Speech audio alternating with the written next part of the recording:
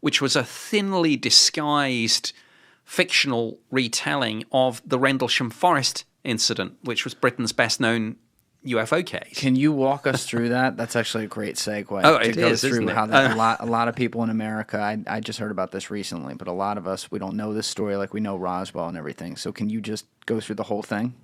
Sure, and it is, I think, the best case we had in our files. It took place in December 1980, so by the time I joined, it was already over 10 years in the past. I later did a cold case review of it, but it was my predecessor, right, or one of my predecessors, who did the actual contemporaneous investigation. So the story of Rendlesham, December 1980, over 3 consecutive nights, the early hours of December 26th, then the 27th, then the 28th, there was activity. This took place at 2 military bases, Bentwaters and Woodbridge. Now, they were US Air Force bases on British soil, so they were part of the wider US military presence in Europe. And on the first night of activity, and Bentwaters and Woodbridge are a couple of miles apart, and Rendlesham Forest lies between them. And what part of the island are we on? This is, I guess you would call it, the county was Suffolk. Got it. Can we pull this up, Alessi? Just on a map. It's, it's I don't know, 50, somewhere between 50 and 80 miles northeast of London. Okay. Fairly got it. Close to the coast. I was going to say, it's going to be right up on the coast. So there's 2 bases separated by the Rendlesham Forest. Rendlesham Forest. Yeah. And on the first night of activity, some security police and law enforcement personnel saw strange multicolored lights in the forest. And their first thought was maybe a light aircraft has crashed. Maybe there's a fire. We should kind of go out there immediately and investigate. Well, they found out that there wasn't an aircraft crash. Nothing like that had been reported. But they did find out that an uncorrelated target had been tracked on radar directly over the base, was there for a few sweeps, and then had disappeared. So again, that was maybe indicative that something had come down, but no aircraft had been reported missing or anything like that. No distress calls had been sent in or anything. But nonetheless, they thought, well, something's going on. Let's go out and investigate. So a number of different people went out there, maybe about half a dozen, but then their radios started malfunctioning. And these were line-of-sight radios, so sometimes it was just topography, but this was kind of talking to the guys in later years. They said, we know what our radios did and didn't do, and this was unusual. So they set up a radio relay, which was just pretty low-tech in a sense. It just meant, well, leave one guy back there, then another guy another few hundred yards in, and if we can't relay a message back to base, we'll relay a message to the last guy behind us, and he can relay a message to the next guy, because what I'm saying is that the range of the radios seemed to have markedly dropped. So at the end of all this, 3 people kind of approached something, and over 40 years on now, if you talk to some of these guys, they all have different recollections now over what exactly they saw and encountered. One of them talks about it in terms of being a structured craft that had landed, not crashed. One of them talks about it in terms of just being a really intense light. A lot of these characters have had some fairly aggressive debriefings from their own chain of command, both being interrogated by Air Force Office of Special Investigations, but also the use of regression hypnosis. And Regression hypnosis? yeah, What is that? where you hypnotize someone, take them back to the incident, and say, now give us your recollections. Because sometimes the feeling is the conscious memory has lost something or blocks something. Wow. And there might be something in the subconscious. It's very controversial because some people say, no, it can actually create false memories. But it was a technique that was and maybe still is used from time to time. As I say, there are mixed opinions on its value, but also drugs were used. Sodium pentothal, if I'm pronouncing that correctly, sort of truth serums. And again, it wasn't clear, and I'm getting ahead of myself here, by the way. This is but wild. But it wasn't clear whether some of the witnesses were being given all this to deliberately jumble their memories of this, to maybe hide the reality of what they'd encountered, or maybe the chain of command really wanted to know and thought there's more details here than these people have consciously recalled. So that's one of many, many controversial areas of this case. How big were they initially reporting they thought the craft was, approximately? Well, Jim Penniston, who was, I think, a sergeant or a staff sergeant at the time, he is the one that talks most definitively about this in terms of it being a structured craft. He estimates maybe about 9 feet across at the base, kind of triangular in shape, almost like a lunar landing module, so sort of tapering, moving upwards, maybe 9 feet tall, but, and this is the really surreal and bizarre thing, with strange symbols, almost like hieroglyphic symbols on the side of this thing. They could see that? He talks about that. How far away is this craft? Jim's testimony is that he went right up to it and touched it. And, oh, shit. And he said when he touched it, he got a kind of almost like a mental shock or something, and something changed in the feel and the brightness of the craft, and he immediately thought, oops, I shouldn't have done that. And he's like, one of Jim's specialisms was aircraft recognition. He was one of these people that could see a silhouette on a flash card and immediately go, that's a MiG-29, or that's an F-16, or that. And he's like, this is not an aircraft. This is like not, it's like a lunar landing module or something, but it isn't. You didn't see any creatures or anything? No. So it wasn't of the There third are kind. stories about that, but the witnesses who talk about that, they, so far as I can tell, are just wannabes who've written themselves into the story over the years. The people who were actually verifiably there, and when I say verifiably, because we have their after-action reports, as part of the U.S. Air Force files, for example. So we know who was there and who wasn't. So I don't take reports of entities seriously. How long, because you said you were looking basically through the cold case of it at that point. Yeah.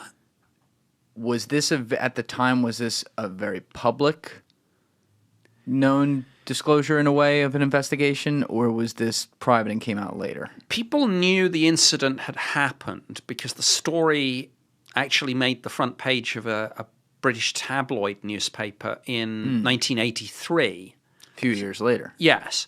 But again, remember that this is before the internet and the old saying, today's newspaper is tomorrow's fish and chip paper. Right. It's a British saying, but I've heard that one before. Yeah. So yes, there was some knowledge that this incident had taken place. There'd been this newspaper story, some follow-up stories, a couple of books written about it, but a lot of the information was pretty wide of the mark. And so Jim Penniston talked about touching the side of this thing, getting almost a I hate to use this phrase, but I'm going to use it, telepathic download. Because this takes us into, and again, I'm getting ahead of myself, but it takes us into one of the most controversial aspects of this story, which is the so-called binary code message that subsequently came out. The zeros and ones. The zeros and ones. Can you explain that? This is wild. Years after all this, years, in about 2010, Jim Penniston was taking part in a TV program that was recreating this incident. And he had his original police notebook there in which he had sketched the symbols that he'd seen on the side of the craft. Because his testimony is that he'd taken photos, but after he'd shot off the whole roll of film, he thought as a fallback he would go back to old-fashioned methods and start making some sketches and notes. Good job he did, because the base processing laboratory later told him those photos didn't come out properly. Now, that's convenient. Yeah. One theory is that that's true, and that is a byproduct of radiation at the site. And I want to come on to radiation later because it's the single most important piece of physical evidence that we have. So far I've talked about eyewitness testimony, but I'm going to come on to talk about physical evidence. But it may be that it was a cover story and that the actual pictures of this craft exist in a file in a basement office somewhere in the intelligence community. I don't know.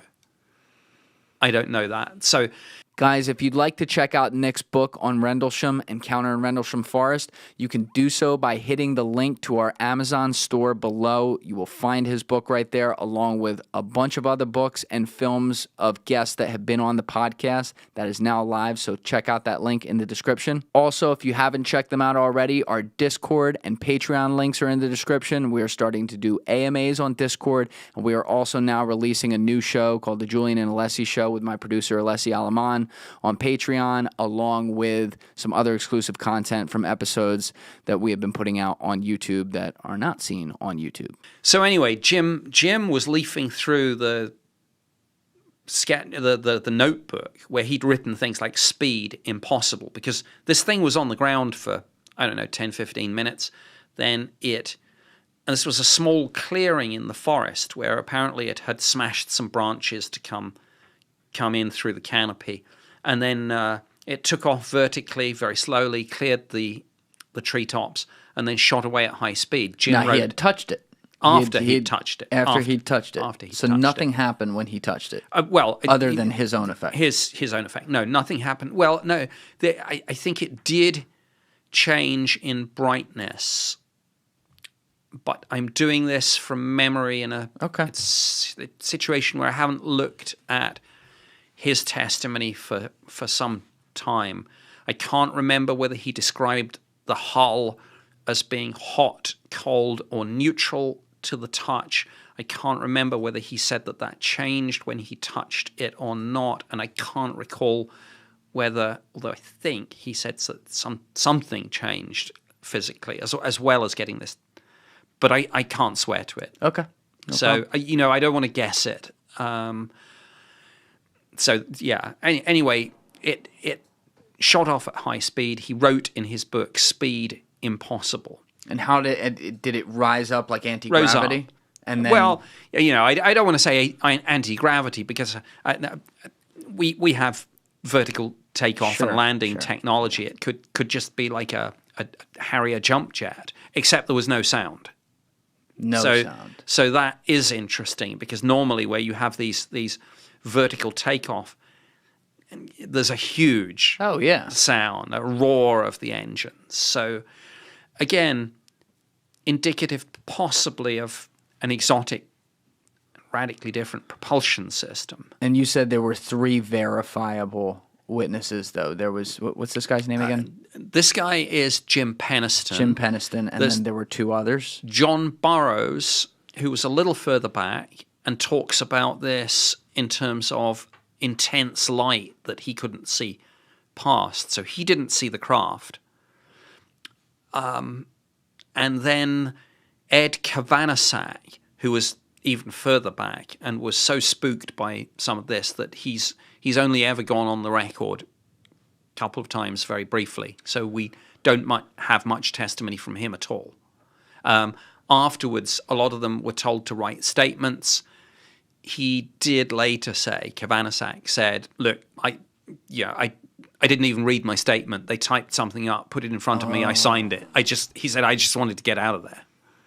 That's interesting. Anyway, so the story of this binary code is that Jim Penniston, for this TV interview, was going to talk about the symbols. And somebody just walking past him and looking over his shoulder before the interview said, "What's that?"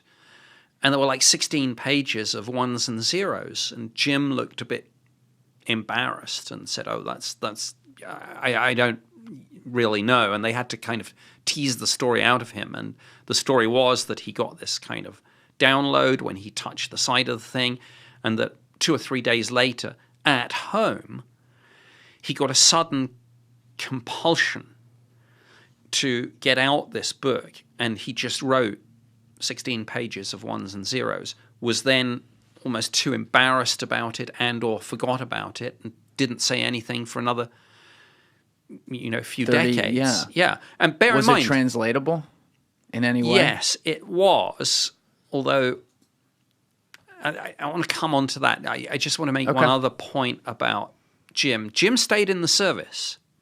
So it kind of became okay to talk a little bit about the UFO because as I'll go on to say, I've only talked so far about the first of 3 nights of activity. On one of the later nights, the deputy base commander, Lieutenant Colonel Charles Halt, himself became a witness and kind of got dragged into the public domain on this. So Jim was kind of okay with talking about it because it's like, hey, well, my colonel, he saw it too on a different night, not landed, but look, if the deputy base commander saw it and is talking about it, it's kind of okay for me to talk about that. But he knew it was not going to be okay to talk about telepathic downloads. So he just either kept quiet or blocked it or both. So he thought, that's interesting though, because the whole thing, especially back then, would have sounded preposterous to anyone, but he was still separating out like, well, that I can talk about, but this I can't. Yeah. He still put a grade on it. You can talk about the UFO because you've got that top cover from Colonel Halt. Fair, okay. But ones and zeros, no. It sounded crazy then. Arguably, it sounds crazy now. Sure. It does have, apparently, a translation. The TV production company found a computer engineer, computer scientist who did the sort of whatever that code is, the what is it, the ASCII, whatever it is. But anyway, binary to basically to normal language. And apparently, and I'm doing this from memory, so I may get this. You can pull it up, Alessi. Yeah, it's out there on the net. But apparently it translates to continuous exploration for planetary advance, eyes of our eyes, origin year 8100. And there then follow a series of latitudinal and longitudinal coordinates. Wait a second. Yeah, I know. Is this like a future human implication? Yes, it is. Oh my God. Those latitudinal and longitudinal coordinates apparently correlate with some of the most mysterious sacred sites on the face of the planet, including the Great Pyramid at Giza, Sedona, the Nazca lines, and so forth. Wow. And a mysterious lost continent from Celtic legend called High Brazil. It's bizarre. Myself, if this is genuine, I think it's kind of too good to be true. because it's like almost like a buzzword bingo of your Yes. New Age bucket list. Yes, it is. If this is real, as opposed to something that Jim, and I don't mean made up, but I don't like that a TV production company is the one who like oversaw this and brought in the computer guy. Well, they didn't know. I do enough TV to know that normally they don't like surprises. So they kind of had to scramble around for this, and this was all a bit last minute. So I don't, and they weren't so much pulling the strings. They were just like, is this something or is this nothing? Did they show his full zeros and ones code? Oh, like, yes. Is that public info now, so we can pull that up? Yes. So technically, the expertise of among the public, of people who do translations like this, could check that work. Oh, yeah. I mean, nowadays, it's much easier. I mean, there are literally, if you manually now put those ones and zeros in the correct order, there are sites that will translate binary to English and vice versa. And it translates like a sort of Google Translate or Bing Translate. There's a equivalent for binary. So I don't think there's much dispute that that's what it translates as. Wow. But my point is, this is too good to be true. And if this is a message from, ostensibly, I guess, because it says origin year 8100, the implication would be time travelers from the future. Multiverse. But I don't know. Grandfather paradox. A lot of things. Yeah, it could be a lot of things, yes. I think if this is real, that this is just like an attention getter, and that the real message somehow is hidden deeper. And what do you mean by that? Well, it gets our attention because everyone goes, "Ooh, Great Pyramids, Sedona, sexy." But if there's a real and important message from the future, or maybe not from the future, maybe from extraterrestrials, maybe it's hidden somewhere else in the message. Now, look, I'm not a cryptographer, but I do know that there are, ways of almost like presenting a solution that looks like a solution, but really it isn't. The real answer is much deeper in. I'm not describing that very well. No, that's perfect. I understand exactly what you mean. Right. You'd need to talk to a cryptographer about this, or a symbologist, or both, or a mathematician. Anyway, look, it's one of the most controversial aspects of the case. But if you take it out of the case, you've still got a case. I mean, I mentioned the physical evidence. That's a big part of it. Now, I don't know what you're allowed to talk about and what you're not. So if I bring up things that you can't talk about, just say you can't, and we'll move on. But absolutely. I mean, any public interview I do can only be at an unclassified level. Sure. Otherwise, I'll be breaking the law. Sure. So, basic question: you said you looked at like the cold case file of it, which means you're still looking at it. Right. I did the cold case review, so I had the original 1980 file. So, did they have a conclusion on there? No, they did not. They didn't. No, it was open-ended. Unknown. So I use an analogy about UFO sightings, which I think is quite helpful, that I say to myself. I say it's kind of like a crime file. Cops will investigate all the crimes, and hopefully they will have a good solving rate, and those cases can then be closed.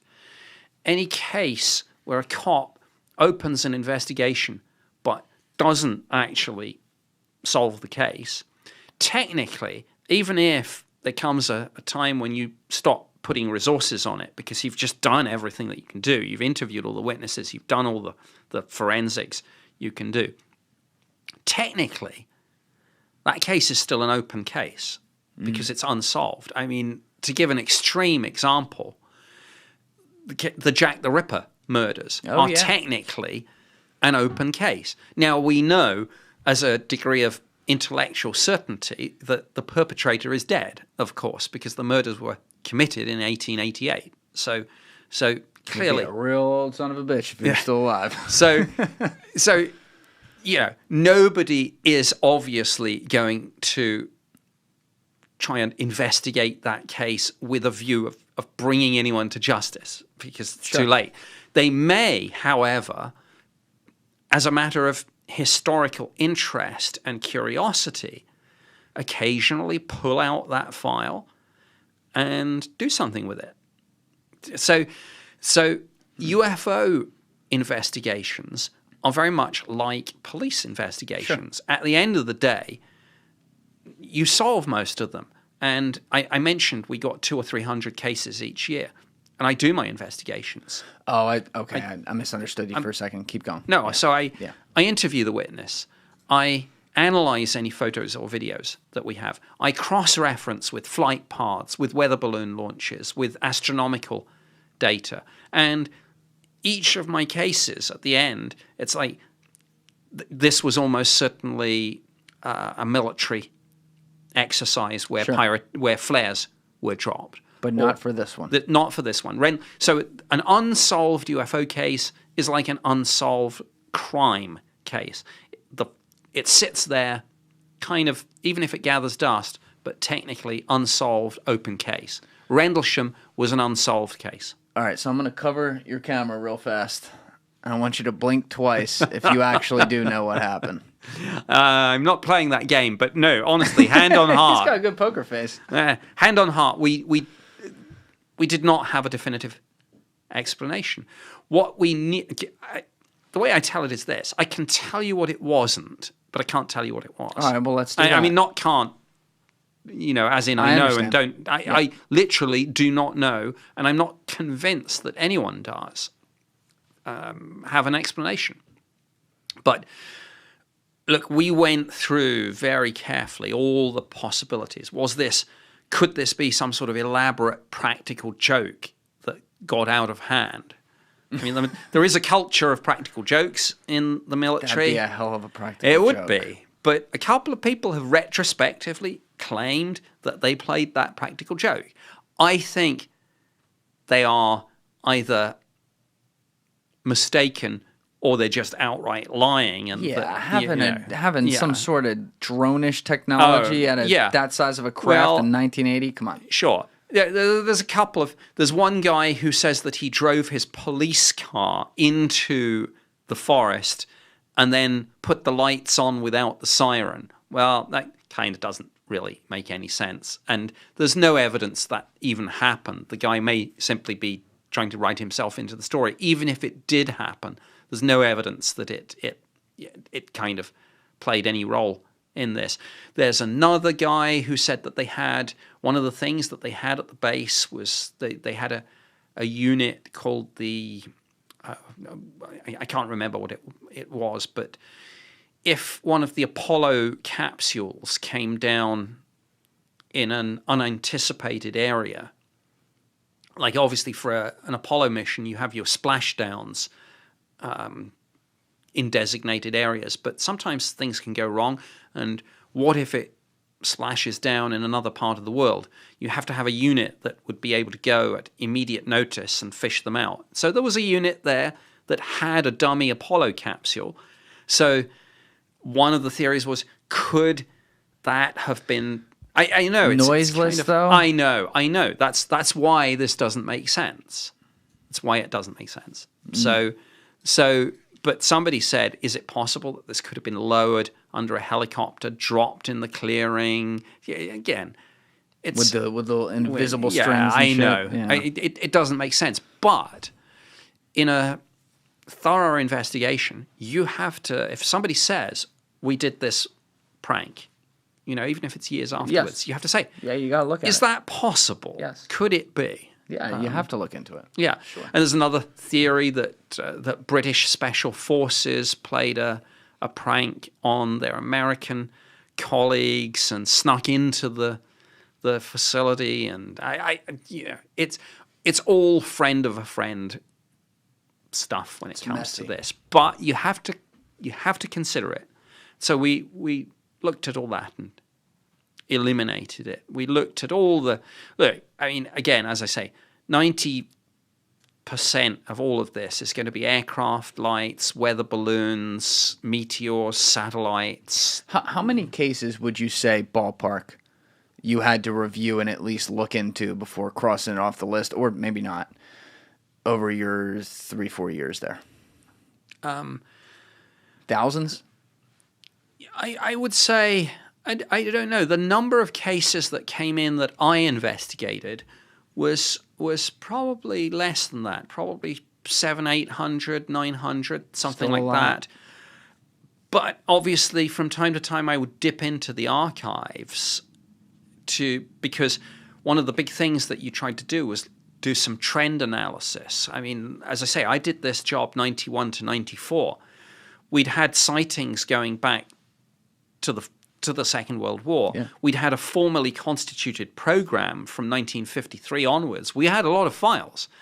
I mean, one of the reasons I can talk about this, and my secrecy oath binds me for life, but so I can only talk about things that are unclassified and in the public domain. But one of the reasons that I am able to talk about this is the British government has declassified and released a lot of this material. And just to give you an idea, and they, by the way, I'd taken early retirement when they released this, but they asked me to come back and help publicize the campaign. So because it was a good way to show our commitment to When was that? That was the program to declassify. The first batch of files was declassified and released in May 2008. I recorded a video for it somewhere at the National Archives. Oh, and you had gotten out in 06. I'd got out in 06. But the point is that program, which was originally supposed to take 3 years, 2 to 3 years, ended up taking 11 years because all sorts of other things kept getting in the way. We declassified and released, or sometimes didn't declassify because it was unclassified, but you still have to redact, for example, the names and addresses and personal data of witnesses for data protection. We've released about 60,000 pages of UAP-related documentation. So there's a lot. And how much of it comes to a conclusion and says, oh, it was this, or oh, it was most likely that, versus how much of it is the open-ended stuff like we can't explain this? Well, most of it comes to a definitive conclusion, or if it doesn't actually say so in black and white, it is obvious from the documents what it is. I mean, to give an extreme example, bright white light with green and red flashing lights either side, seen close to Heathrow Airport. I mean, literally, you would, So some of it is blindingly obvious. So that was that. But before I lose my thread, let me get back to the Rendlesham story. I'll do the second and third nights quite quickly. Well, we got all day. Take your time. Well, no, we haven't. Hey, tonight they're turning on the lights of the Bryant Park Christmas tree. Oh, they are. So yeah. You gotta get to that. Yeah, got to get to that. What time is that at? I think it's 6. Okay, but we'll have you there. Don't worry. But so anyway, and and maybe there's some hot mulled wine. Oh, good stuff. I mean, the Christmas market, right? That's it. Every word is like, it's got such a pizzazz to it in British. It's great. Anyway, back to Rendlesham. So the second night of activity, we don't know much about it because these people did not submit formal incident reports, really because it turned into a bit of a scandal. Apparently, some military personnel, and I can't remember whether it was Bentwaters or Woodbridge, but they were driving a Jeep, and a ball of light kind of went through the cab, and there were 2 witnesses, the driver and the front seat passenger. And I can't remember whether their testimony was that the windows were open. I rather think not, because this is December, UK, it was freezing cold. I think the testimony is almost like some of these weird ball lightning cases, that this ball of light sort of physically somehow went through the closed glass window on one side and then out on the other. And apparently one of the witnesses was so traumatized by this that they had a kind of almost breakdown and had to be returned to the United States to their parent unit. I'm less authoritative on that because I have not spoken to the individual concerned. I've only had this story, albeit from 2 or 3 people who were there, but I've only had that secondhand.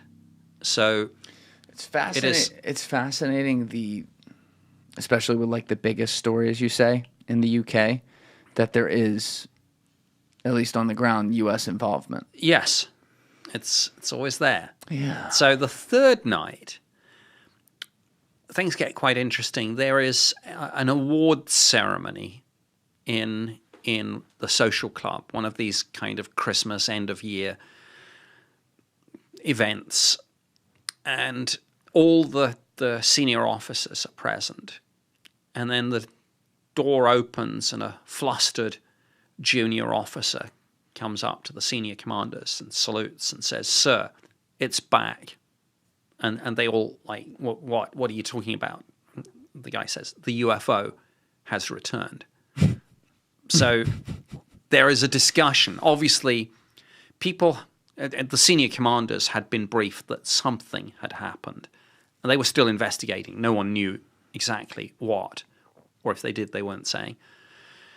So the senior officers, the 2 senior officers present, or I think the 3, kind of batted it around between them and were like, okay, who's gonna deal with this? And the deputy base commander, Lieutenant Colonel Charles Halt, he said, I'll do it. And he threw together a team of about half a dozen people and sort of went out. They didn't see anything straight away. So what they decided to do was they were like, well, let's go to the location where this thing apparently landed on the first night. And they went to the site, and I kind of skipped over this when talking about the first night, but it kind of wraps up with the third night, so it doesn't matter. You had said that there was, I just remembered this though, you had said that there was conflicting reports from an eyewitness over time as to whether or not it crashed or landed originally. Well, I don't think anyone said it crashed, okay. But there were conflicting reports over whether it was a structured craft or just a very, very bright light that the other witness couldn't see what was emitting that light.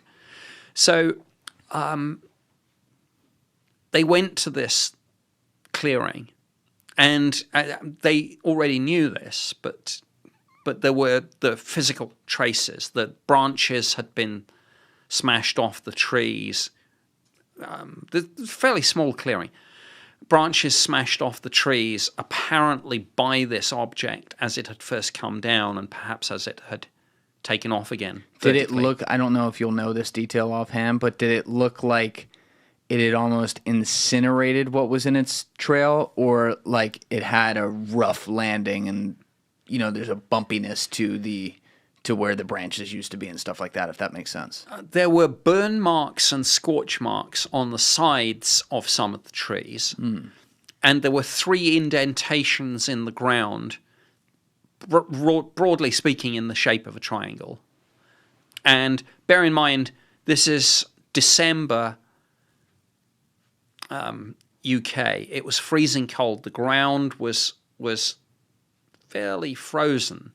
Colonel Halt has estimated that the object must have weighed several tons to have caused the indentations that it did. And at one point, I think a couple of the witnesses, both Colonel Halt and Jim Penniston, literally poured plaster of Paris into one of the holes, or maybe more than one, to get a mold of what the strut, or whatever you call it, the landing leg, whatever terminology, to what it looked like. It was not a particularly scientific. But still, do we have that mold? Yeah, we have that mold somewhere. Like Britain has it, or? You know what? I want to say that I think Colonel Halt still has it. Oh, he kept it. He kept it. Because when he left... Can we pull up Colonel Halt, if you don't mind? Yeah. And maybe Jim has one too. You know, these people are quite sneaky at like taking things which you would think would be in the official case file. Yeah. But this was more kind of personal memorabilia One time, I forget whether it was Chuck or Jim. One of them was telling me that one time he took it somewhere, and TSA kind of like, what the heck TSA is stopped this? him. Oh, that's nice. Yeah, it's like, what the heck is this? This guy's still alive. Yeah. Now, Oh, shit. I think he's about 80 now. He's on his way out, but maybe. But he's a friend of mine, and you know him still? Yeah. You think he'd come in and do a podcast about this? I don't know if he'd come in. He's based. Where is he based? I do know, but I've kind of forgotten. All right, we'll talk about it off air. Yeah. I think by a spooky coincidence, at one time he moved to Woodbridge in Virginia, and the name, of course, of one of the two bases was Woodbridge. was is it just one of those spooky? It's a little perfect. I don't know. Coincidences, or is it something? I don't know what it is. funny. Anyway, so Colonel Halt, he goes out to the landing site, but one of the people that he takes with him is a guy called Munro Nevels. And Munro Nevels is the disaster preparedness officer, and he has with him a Geiger counter. And, of course, this is where I say, look, thus far we've talked quite a bit about saying eyewitness testimony from military personnel, some quite senior, but it is just testimony. Here we're segueing into physical evidence stuff, because Munro Nevels takes... He surveys the area with the Geiger counter, and he finds peak readings right in those 3 indentations. Not dangerous enough that he calls a halt and says, hey, back off, but enough of a spike reading to be like, whoa, something happened here, what the heck? And that's written into Colonel Halt's initial incident report sent to the British Ministry of Defence. So, because at some stage after this, of course, the base commander, the wing commander, says, hey, you've got to tell the Brits about this. Yeah, so how long after was that? That was my next question. A little bit too long. Like a day? Oh, no, like about 10 days. That's sketchy. It's a long, complicated, bureaucratic saga. You guys had to be pissed about that. We were a little, a UFO investigation. A UFO investigation is like a police investigation. Yes. As I said before, the first 48 is critical. To get a written report from the U.S. Air Force saying that there's been a landing. Oh, but by the way, it was like 2 weeks ago now.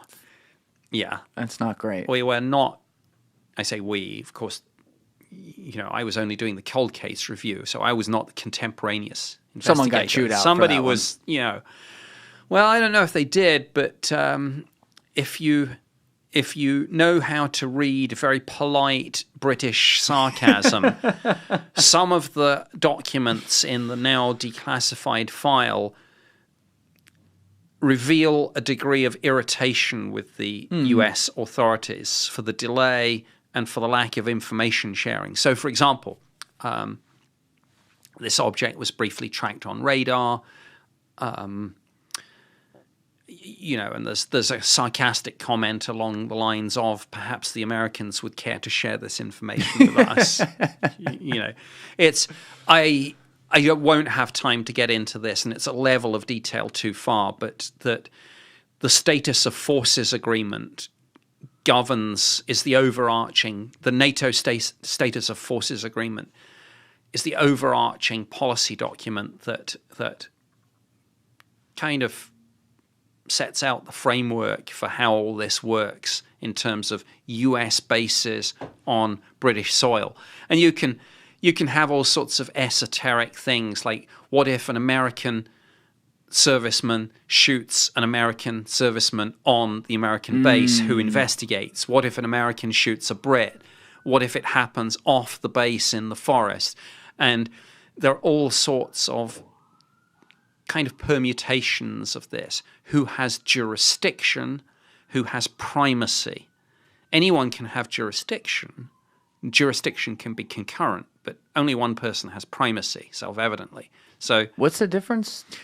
Jurisdiction is the legal authority to investigate something. Primacy is who has the lead for it.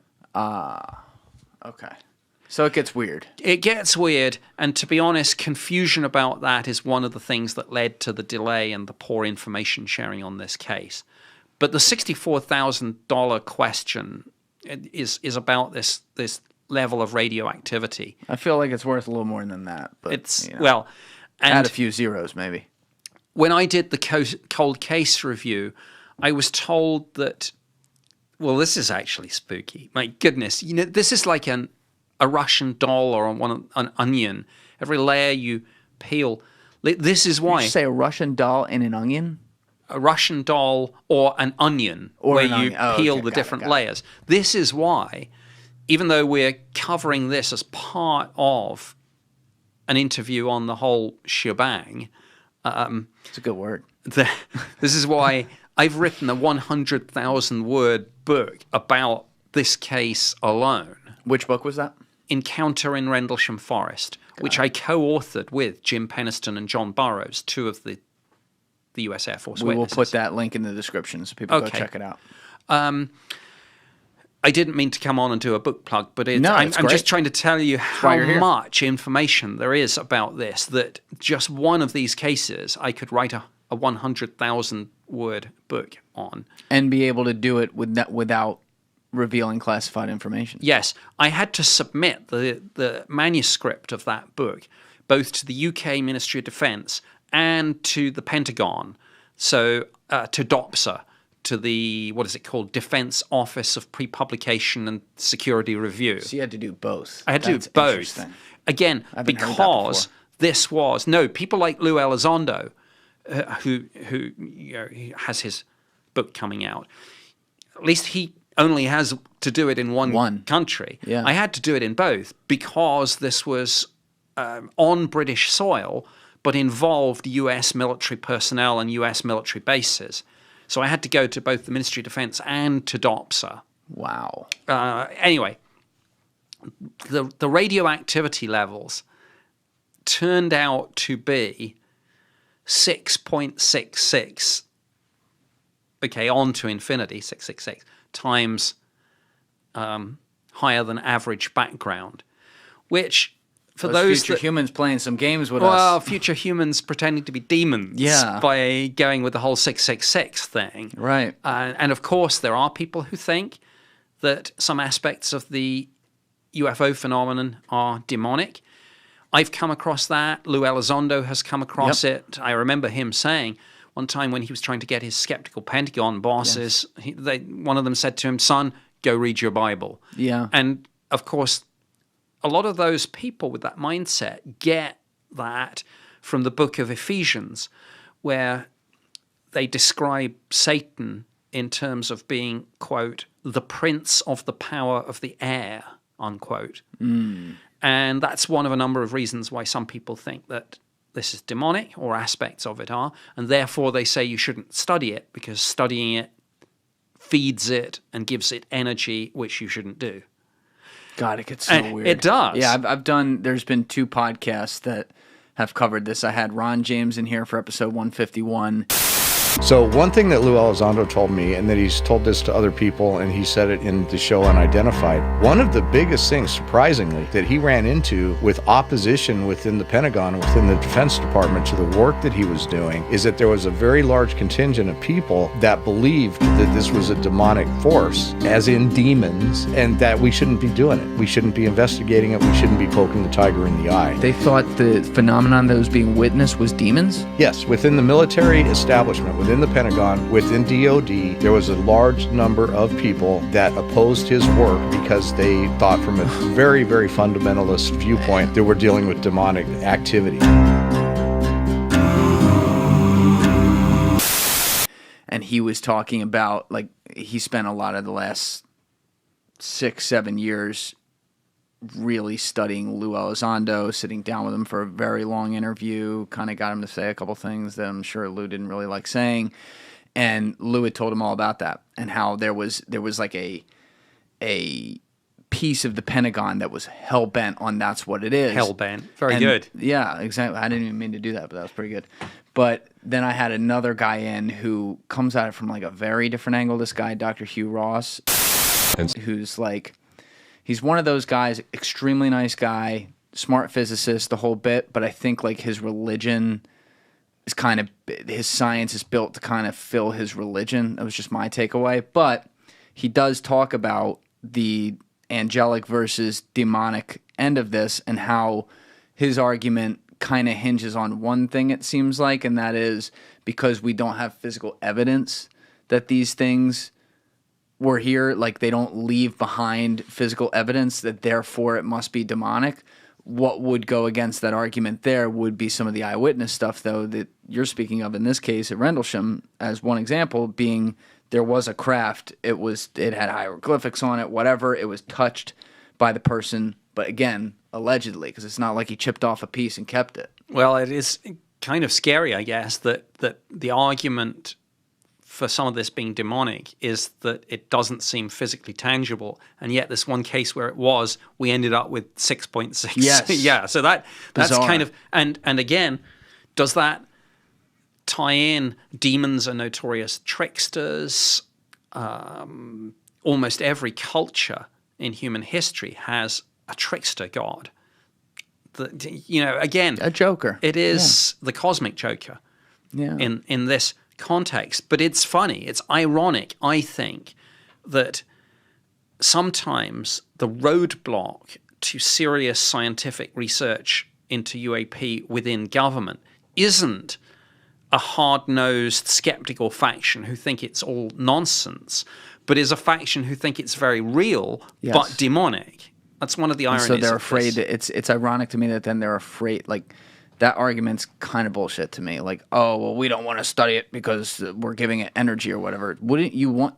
That's like saying, oh, we don't want to solve this murder case because we're giving the murder energy. Like that's horseshit. Know thine enemy, but I don't know. These people are probably biblical scholars or think they are, and they've probably delved into it in more detail. And a lot of them probably aren't. They're probably just like religious, and they think they're biblical scholars. Yes, that's a very good point. I think that's behind a lot of the I don't know, missteps. That we see here. But did you encounter any of that? Yes, I did. In yours? Yes, absolutely. Because you referred to it with Lou. I wasn't sure if you said it for yours. No, the reason it resonated with me is that, and I had this discussion with Lou, is it turned out we'd both come up against the same thing. There is, and in the UK, one of the people who was something of a champion for serious UAP research was a retired 5-star admiral, former chief of the defense staff and chairman of NATO military committee called Lord Hill-Norton. He was an admiral of the fleet, 5-star admiral. He'd served on destroyers, I think, in the Second World War in some of the most difficult and dangerous theaters, and stayed in, got to the very top, retired, then got interested in UFOs. Why couldn't he get interested when he was still in? Yeah, there he is. Yes. Got him up on the screen. I briefed him on a few occasions, and he's gone. He's he was a character and a half, but he was getting interested in this, but he fell under the influence of a maverick priest called Paul Inglesby, who was of the view that UFOs were demonic, and I thought this was extremely unhelpful, because just as we'd found somebody who could, open all the doors for us on this, he was in danger of being brought down this kind of fundamentalist religious rabbit hole of demonology. Was that priest Catholic or Protestant? I think he was Protestant, but okay. You know what? Again, I don't think he was mainstream. He was one of these, maybe he was one of these small, I don't know, sects.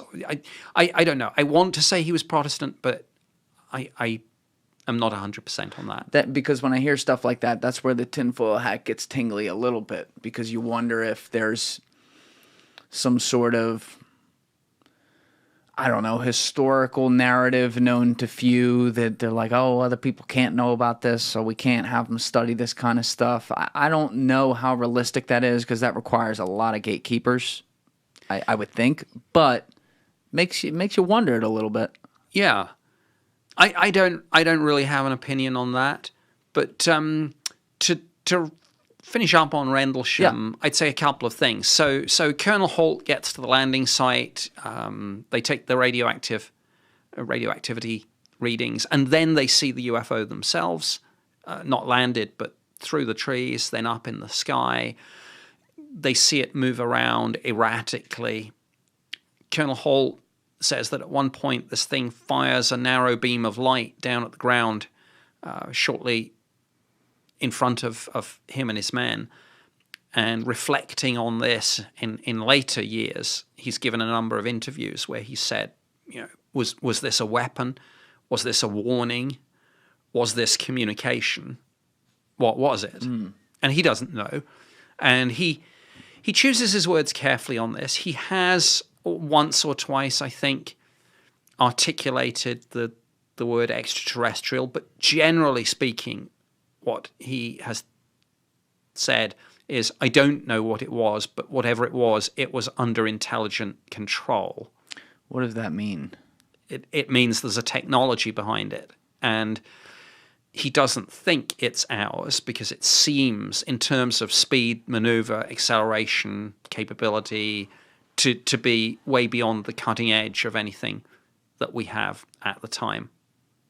Okay. Same sort of thing David Fravor says about the Tic Tac. Okay. All right. I was picturing that wrong for a second. Well, he says, I don't know. Dave Fravor, of course, famously said, I don't know what it was, but I want to fly one. Yeah. So, and he says Colonel Halt talks about this object moving around rapidly in the sky, as if it's performing a grid search, so going back and forward. And then the very last thing that happens is it fires narrow beams of light down, not now at him, but back at the base.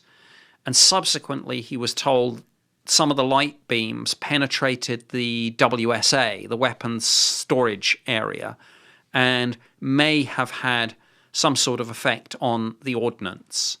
On the what? The ordnance. The ordnance. The weapons. Oh, that's a term for weapons. That's a term for weapons. I like weapons better. Yeah. Of course, this story is debated publicly, and people say, well, what kind of weapons are they? And there has been speculation about that. And some people have said, well, those were nuclear weapons, weren't they? Took the words out of my mouth. And my response to this, by law, has to be as follows. I can neither confirm nor deny the presence of nuclear weapons at those bases. So there you are. Okay. But you'll find a lot of people, some of whom were there, being a little bit more forthright about that.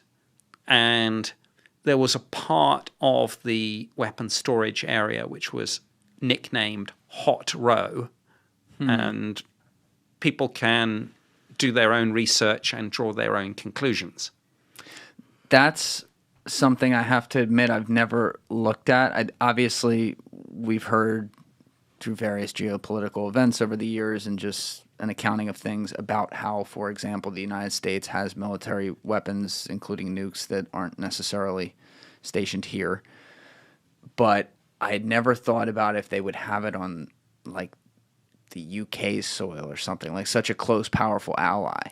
I guess it makes a ton of sense. But... Well, I think some parts of this may not be classified. I don't think it is disputed that during the Cold War, the UK had nuclear weapons in Europe. I mean, there were big campaign for nuclear. Well, there were big campaign for nuclear disarmament marches about, I believe, cruise missiles at Greenham Common. Now, maybe we didn't even confirm then, but anyway, look, whatever, I can't remember the history of what was declared and what wasn't, but when I last checked with the Ministry of Defence press office, with whom I'm in touch still from time to time, just to make sure, I generally know where the line is, but every now and then something will come up and I'll have to check it.